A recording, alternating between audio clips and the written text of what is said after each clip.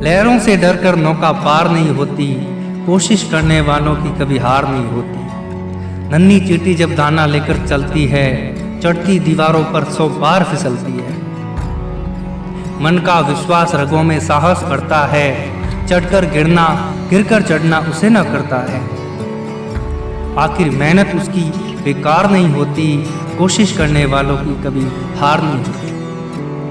असफलता एक चुनौती है, इसे स्वीकार करो। क्या कमी रही देखो और सुधार करो। जब तक सफल न हो तुम, नींद चैन को त्यागो तुम। संघर्षों का मैदान छोड़ मत भागो तुम।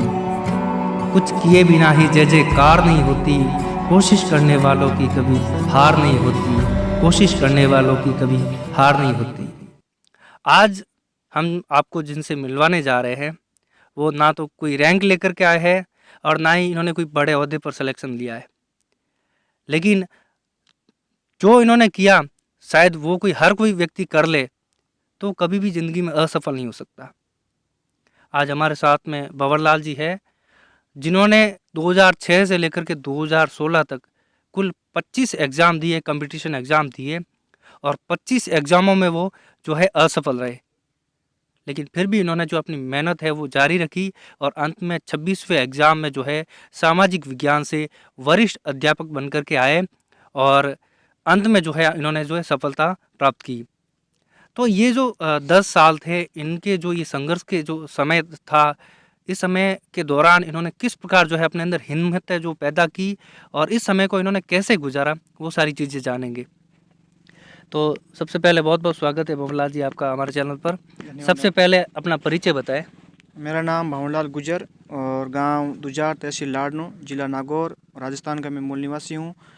और मेरी कक्षा 1 से लेकर के MA B.Ed तक की किसी क्लास में मेरी प्रथम स्थान, हर क्लास में प्रथम स्थान आया, हर क्लास में फर्स्ट डिवीजन आई मेरी। और मैंने कंपटीशन की शुरुआत 2006 से ही शुरू कर दी थी।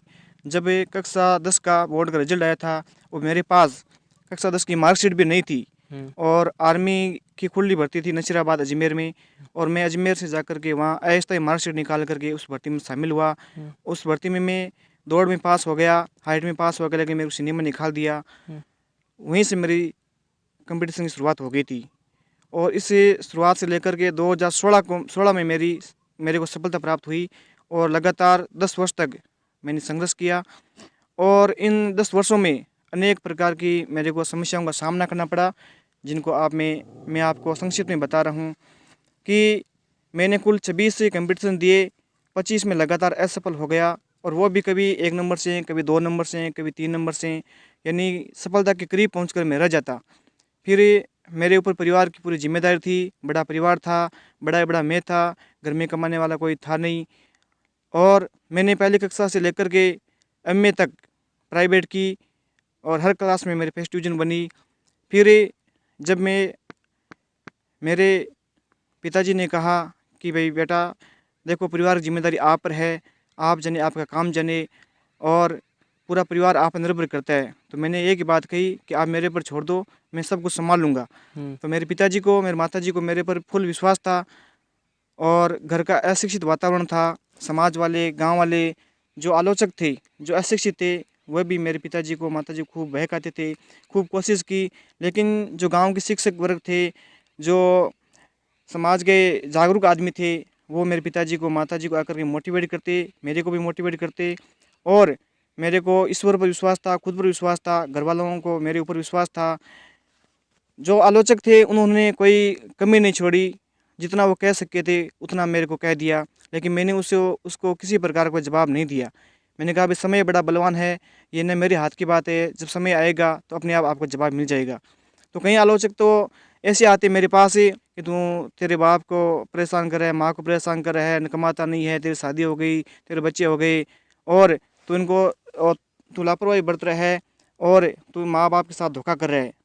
तो मैं मेरे मिसेज को कहता भाई इनको पानी पिलाओ आप ही, और इनको चाय पिलाओ, तो चाय पिलाती, पानी पिलाती।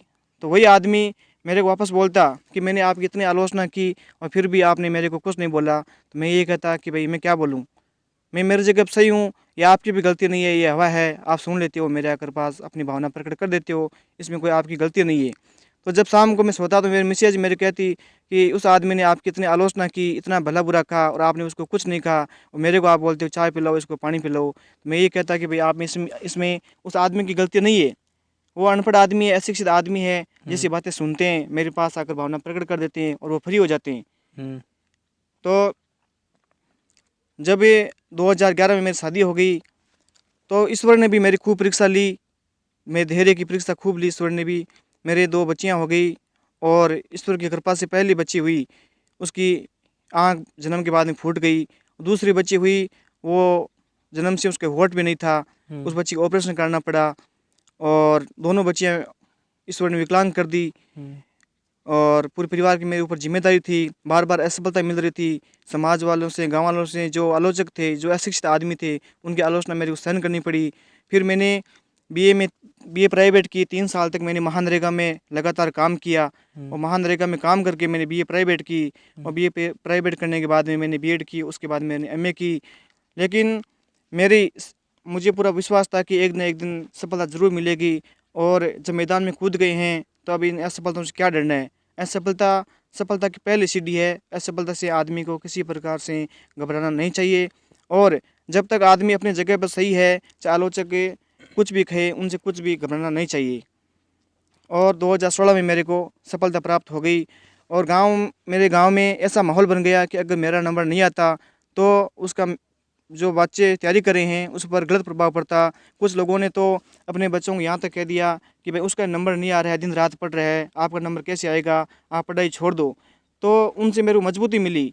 मैंने कहा कि तो परिवार की जिम्मेदारी है और पूरे गांव की जिम्मेदारी भी मान के मैंने चली कि मेरा नंबर नहीं आएगा तो इन बच्चों का भविष्य भी खराब हो जाएगा और ये लोग इनको पढ़ाई छुड़वा देंगे। और जब मेरा नंबर आ गया उस समय पूरा गांव खुशियों से झूम गया, पूरा परिवार खुशियों से झूम उठा और अब पूरे गाँव में जो कंपटीशन तैयारी कर रहे थे उनको वही लोग खूब आगे मोटिवेट करें कि आप भी पढ़ो, आपका भी नंबर आ जाएगा। तो कुल मिला के उन्होंने बताया कि आप अगर लगातार अपनी कोशिशें जारी रखते हैं, कोशिशों से जो है आप नाता जोड़े रखिए, कोशिशें मत छोड़िए। आप कोशिश छोड़ देते हैं तो आप वहीं पर हार जाते हैं। तो कोशिशें जब तक आप कर सकते हैं करिए, एक न दिन जो है आपको सफलता ज़रूर मिलेगी। और ऐसा ही इनके साथ में हुआ। करीबन 10-12 साल के संघर्ष के बाद में जो है इनको सफलता मिली, सामाजिक विज्ञान से वरिष्ठ अध्यापक बने। हाल ही में जो रीट के जो रिज़ल्ट आए हैं, जो वेटिंग लिस्ट आई है, उसमें भी सामाजिक विज्ञान से इनका सिलेक्शन हुआ है रीट में। तो रीट के अनुभवी आपको है वो बताएंगे कि रीट का जो एग्ज़ाम दिया उसमें किस प्रकार से उन्होंने तैयारी की।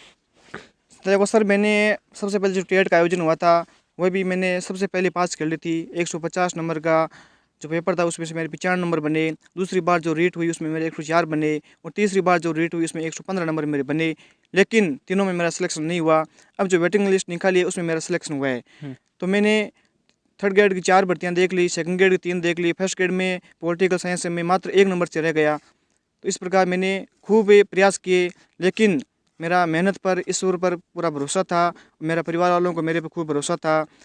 मैंने कहीं भी कोचिंग नहीं ज्वाइन की, घर पर बैठ कर तैयारी की और एक वृक्ष नीम के नीचे मैंने बैठ कर तैयारी की। और मेरा जो खेत में मेरा मकान है वहीं पर मैं रहता था और मेरे खेत के चारों तरफ आम रास्ता था और उस मैदान में मैं बैठ जाता और चारों तरफ आलोचकों को मेरी भरमार थी। चारों तरफ आलोचक ये कहते कि देखो ये अपने पिताजी की कमाई खा रहा है और जानबूझकर यहाँ पड़ा है, कमाता कुछ है नहीं और घर वालों को पागल बना रहा है।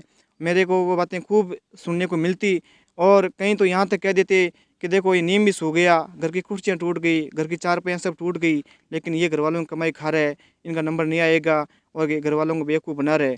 लेकिन मेरे पिताजी ने कर्जा लेकर के मेरे को पढ़ाया। मैंने भी खूब प्रयास किए और अंत में मेरी विजय हो गई। मेरे माता पिता के आशीर्वाद से, ईश्वर के आशीर्वाद से, आप लोगों सब लोगों के आशीर्वाद से मेरे 2016 में सफलता प्राप्त हो गई। तो कुल मिला के इन्होंने कहा कि जो आलोचक होते हैं उनका काम ही होता है आलोचना करना, लेकिन वो आपके लिए पुनर्बलन का काम करना चाहिए। आपको उनसे जो है अभिप्रेरणा मिलनी चाहिए कि भाई हाँ ये जो कर रहे हैं, मतलब इनको मुझे दिखाना है करके कि जो है मैं मेहनत करूं इतनी कि मेरा सिलेक्शन हो जाए और जो जवाब है मेरा सिलेक्शन ही इनको जवाब दे, मैं खुद मेरे मुंह से जवाब नहीं दूं। जब मैं सफल हो जाऊंगा वही उनको जो है वो जवाब होगा। तो बहुत बहुत धन्यवाद भंवर जी। आज कोई रणनीति पर बात नहीं करने वाले थे हम, ना ही तो आपको ये बताने वाले थे कि आपको क्या पढ़ना है, कैसे पढ़ना है, सारी चीज़ें ये बताने वाले थे कि देखिए आप मेहनत लगातार करिए। कई कैंडिडेट ऐसे हैं जो काफ़ी समय से मेहनत कर रहे हैं, इनकी शादी भी हो गई थी, बच्चे भी हो गए थे और लगभग 32 साल की उम्र में है जो इनकी नौकरी लगी है। तो आप समझ सकते हैं कि इन्होंने मेहनत कितनी की है और मेहनत करने के साथ-साथ में इन्होंने धैर्य कितना रखा है। लगातार 25 बार एग्ज़ाम देने के बाद में, असफल रहने के बाद में भी आप जो है बने रहते हैं, तो एक ना दिन आपको सफलता ज़रूर